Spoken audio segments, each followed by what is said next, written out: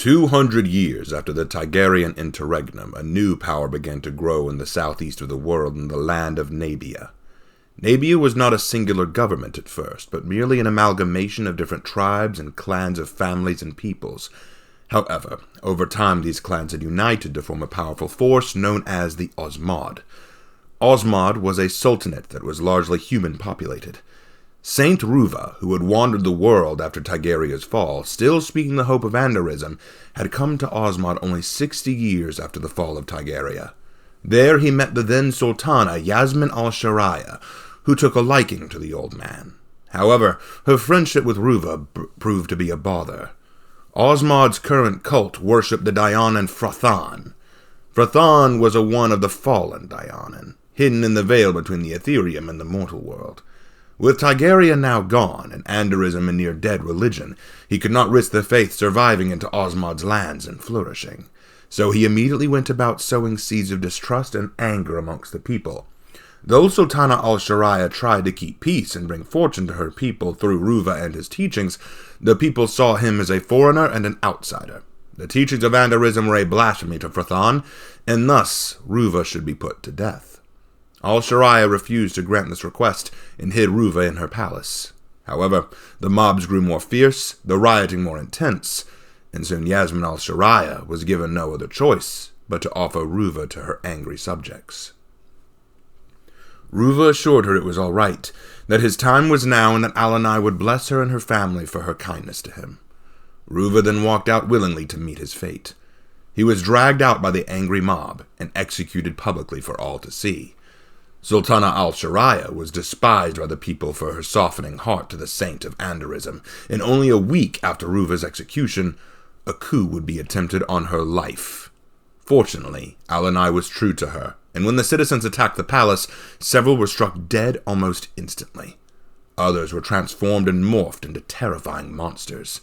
It is from these punished individuals that beasts like the desert worms, the Gurtablilu, and the flayed skins were discovered. In the shock and confusion, Sultana al-Shariah fled from her kingdom with her children and settled in Zithania, a nation far to the north and across the sea, where Alanai blessed her and her children for generations. But meanwhile, a new power rose in Osmod. The new Sultan Bashur Sharmot of the Sharmot clan. The Sharmot were zealous to Frathan, and under his rule he began a vicious regime to crush the heretical faiths to other Daionin in his kingdom, as well as the destruction of Anderism and its churches. The regime grew quickly and powerful, and in the course of a few years not only had the Osmod Sultanate stamped out all dissenting religions and faith, but it also solidified itself as a military power to rival the once great Tygeria. Bashur changed his name to Osmod after his own kingdom, and declared henceforth that all sultans and sultanas of Osmod should bear its name. For, as he said, sultanates live and die by their ruler, so they are one in the same. But great as Osmod I was, he was not the true danger that faced the world. For unbeknownst to him and to all of his people, another force would grow right beneath their very nose, and it would surface 360 years after his rise to power. His true name would be lost to time, stricken from almost every record book out of fear, but what is known is that he was born in one of the tribes of the Osmod Sultanate. He was described as a young man with a fair complexion and light hair, which was distinct for the desert folk, which led some to believe that he may have been a foreigner. What is also known is that he was cunning, and he was also blessed by something. The young man traveled through the lands of Osmod into the neighboring nations of Kunsha, and during his travels, he discovered something powerful, ancient, and twisted. A fallen Daionin, Avarin. Avarin revealed to the young man many truths and secrets of the world and its creation, and how the powers that brought this world into being could be used to propel it into a greater age yet. All that need be done is unleash it. Avarin could not do it himself, but this young man, perhaps he could manage the task. The ultimate task. The final goal of every fallen Daionin who sought revenge against their creator.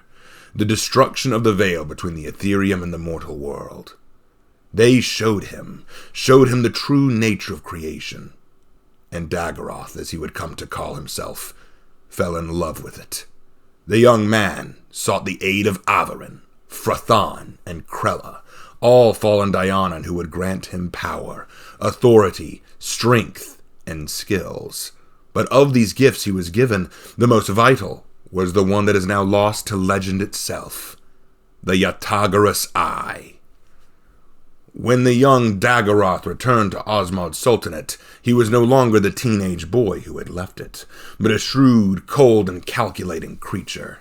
He approached the then Sultan Osmod IV, also known as Osmod the Great, with a proposition to expand the territory he now controlled and conquer the world in the name of the glorious Sultanate. Of course, Osmod the Great knew that this young man likely had other intentions behind his proposition, but he could not question the power that Dagaroth wielded, nor could he deny his own desire for more power and land at his disposal. So he agreed. With Dagaroth by his side, they began what was known as the Great Osmod Expansion. Within 10 years, the Osmod Sultanate would spread its influence far and wide, capturing and capitulating lands within its neighboring territories and up into further lands. Their military strength was incredible, and the tactical brilliance of Osmod was undeniable. Plus, there was his mysterious and dangerous advisor Dagaroth, the one with the frightening eye that none dared look upon. When he joined Osmod on the battlefield, it was like the fates or the gods themselves rose up to aid Osmod. As if natural disasters could happen in an instant, mutations take hold upon the enemy, and monsters would join the Osmod warriors on the battlefield. Kingdoms that rose up against Osmod were toppled, attempts on his life thwarted, and races that were non-human were forced to be subservient or pay the price. Osmod the Great was a mighty leader, beloved and respected by his entire empire, and with each territory he captured, the influence and hold of the Sultanate was further solidified. But as for Dagaroth, the sorcerer was never satisfied. When he wasn't in the court or at the shoulder of Osmod, he was away establishing workshops, laboratories, and secret temples where he conducted strange and unnatural research. No citizen of Osmod's dared approach his dwellings willingly. But that didn't mean these places were empty. As payment for his services, the Sultanate offered slaves, servants, and criminals to Dagaroth for his strange purposes and practices. The howls of pain, fear, and death could be heard wherever these places were hidden, and everyone knew to stay far, far away from Dagaroth. None knew what he was researching. Only he himself knew the truth. Dagaroth sought to strengthen the power of his Yatagarus Eye, and grant him the power to break open the veil of reality, pouring the overwhelming power of creation into the world. Somehow, Osmod the Great learned something of Dagaroth's intentions, and, fearing what may come of Dagaroth's plans reaching its completion, he ended his campaign of expansion. Dagaroth tried to speak reason to him, but Osmod had come to fear his advisor, and said that his expansion days were done. The usefulness of Osmod IV had come to an end. Dagaroth needed a new conqueror. Fortunately, Osmod's eldest son, Salik, was old enough to succeed his father. Known as the Magnificent One, after his many successful war campaigns in Kunsha, Dagaroth felt it was time for him to take the throne and further the empire. As for Osmod the Great, he was found dead later in his chambers, his face contorted into one of horror, his eyes sunken, his skin pale, his hair wispy white, as if he'd aged 80 years in an instant. Some said it was like his soul had been violently torn from his body. And yet, the death was ruled natural, for no one wished to even think of the real culprit or their methods. After this, Osmod V took the throne, and from there the campaign to conquer the known world continued. Osmod V was even more vicious than his father and twice as brutal.